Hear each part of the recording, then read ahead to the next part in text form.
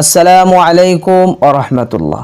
প্রিয় দর্শক, আজকের এই ভিডিওতে আলোচনা করব এক, আকিকা করা কি, 2 কোন দিন আকিকা করতে হয়, 3 আকিকা না করার পরিণতি, 4 খাতনা করানো কি এবং কত বছর বয়সে খাতনা করাইতে হয়। প্রিয় দর্শক, অত্যন্ত গুরুত্বপূর্ণ আজকের এই ভিডিওটি সকলকেই দেখার অনুরোধ করছি। তবে ভিডিওটি শুরু করার পূর্বে আমি আপনাদের কাছে অনুরোধ করব, ভিডিওটি প্রচারের জন্য একটি লাইক দিবেন। পরবর্তীতে এমন ভিডিও পাওয়ার জন্য মুস্তাকিম 24 চ্যানেলটি সাবস্ক্রাইব করে পাশে থাকা বেল বাটনটি চেপে রাখবেন। প্রিয় দর্শক, চলুন তাহলে আজকের এই ভিডিওটি শুরু করা যাক। আকিকা করা সুন্নত। সপ্তম দিনে ছেলে হলে 2টি ছাগল, মেয়ে হলে 1টি ছাগল দিয়ে আকিকা করা। সেদিন সম্ভব না হলে 14তম দিন বা 21তম দিনে আকিকা করা। তাও সম্ভব না হলে যখন সামর্থ্য হবে তখন করতে পারবে। তবে সামর্থ্য থাকলে সপ্তম দিনে করা উত্তম। পরবর্তীতে করলে জন্মদিনের আগে দিন আকিকা করবে। যেমন জন্ম যদি হয় রবিবারে, তাহলে আকিকা করবে শনিবারে। এভাবে করলে কোনো এক 7 দিনের মাথায় আকিকা করা হবে, আর এমনটি করা মুস্তাহাব।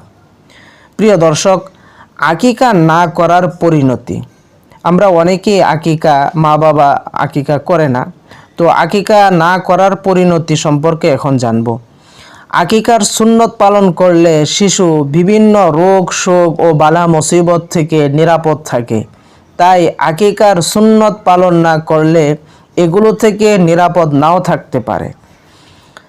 প্রিয় দর্শক, চুলের ওজনে রূপা সদকা করা সুন্নত। সপ্তম দিনে বাচ্চার মাথা মুন্ডিয়ে শুকনো চুলের ওজন বরাবর রূপা সদকা করা সুন্নত। প্রিয় দর্শক, খাতনা করানো সুন্নত। ছেলের বয়স 6 বা 7 অথবা 8 বা 9 হলে তখন খাতনা করানো সুন্নত। এটা ইসলাম ধর্মের খুব গুরুত্বপূর্ণ একটি বিষয় এবং অন্যান্য নবী রাসূলগণের সুন্নত। হযরত আম্মার ইবনে ইয়াসির রাদিয়াল্লাহু তাআলা আনহু বলেন, রাসূলুল্লাহ সাল্লাল্লাহু আলাইহি ওয়াসাল্লাম বলেছেন, 10টি কাজ নবীগণের সুন্নত, যথা 1 মিসওয়াক করা, 2 অজুতে কুলি করা, 3 নাকে পানি দিয়ে নাক পরিষ্কার করা, 4 নখ কাটা, 5 মুছ ছোট করা, 6 দাড়ি লম্বা করা, 7 বগলের লোম পরিষ্কার করা, 8 নাভির নিচের লোম পরিষ্কার করা, 9 খাতনা করা, 10 পেশাব পায়খানার পর পানি দ্বারা পরিষ্কার করা। প্রিয় দর্শক, আজকের এই ভিডিওটি অত্যন্ত গুরুত্বপূর্ণ, সকলকেই শোনার জন্য উদাত্ত আহ্বান করছি। আল্লাহ রাব্বুল আলামিন আমাদের সকলকে আমল করার তৌফিক দান করুন। আমিন।